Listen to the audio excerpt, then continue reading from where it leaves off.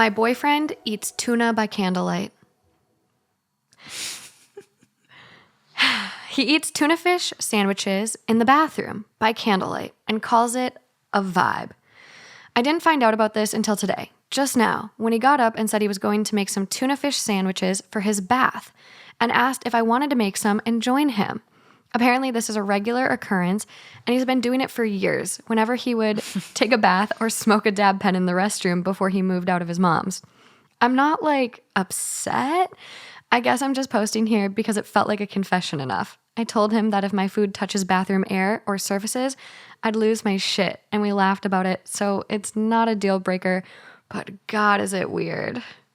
I actually disagree. Okay. Is this your dream guy? So a few things. I wanna do a disclaimer that I don't like when my food touches bathroom air either, although sometimes I have a glass of wine in the bath. Mm-hmm. However, I think in this case, you know what? Everybody has, or everybody should have, a few little weird rituals that they love. Mm-hmm. And in this case, I would say to her, don't yuck his yums, okay? Because I love that. I love an old timey phrase, and sometimes, you know what? He's not hurting anybody. I happen to adore tuna, so go off on your choice of bath snack. Yeah. And you know what? Sometimes you just like to do weird stuff by yourself, okay? Mm-hmm. I do weird stuff by myself. I have weird eating habits that, are strange, and I like to do them. And it's your thing. And again, you're not hurting anybody. It's not weird enough. I actually think it's really sweet that he makes himself a tuna sandwich and goes to the bath. I think that's sweet. It's adorable. This is a guy admitting his self-care routine and being confident in himself. Yeah. And I feel like oftentimes guys don't indulge those little, I always talk to my followers about sparking joy with little things in your day. When you have a strange urge to do something kind of silly or childish or whatever, do it because that's nice. And I don't feel like guys play that much, or they have that kind of goofy, think about all the things available to women to just relax and unwind. We have face masks, we have manicures, we have, fun little stuff that we can do in our house. And I think this is really sweet. I think Tuna Eater is a keeper. I agree.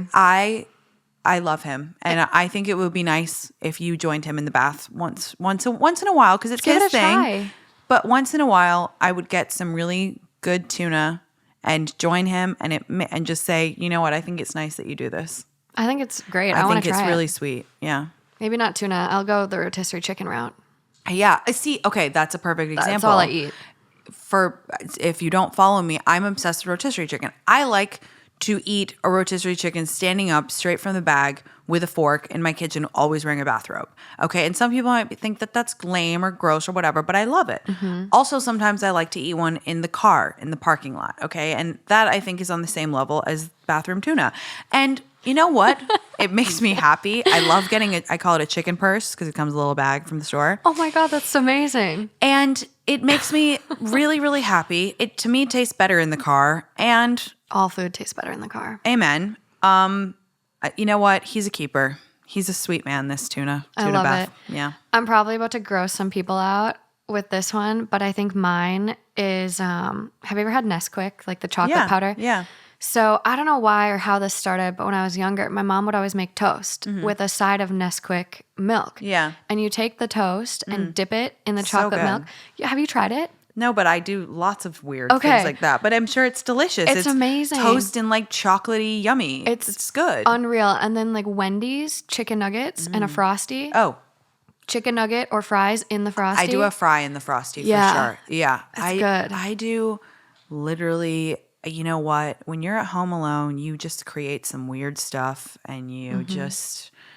I will tell you, we can end on this. This is really bad. I don't do this anymore, but I went through a phase of I would get butter and I would dip it. I would take up a stick of butter and I would dip it I ate sticks of butter as a kid.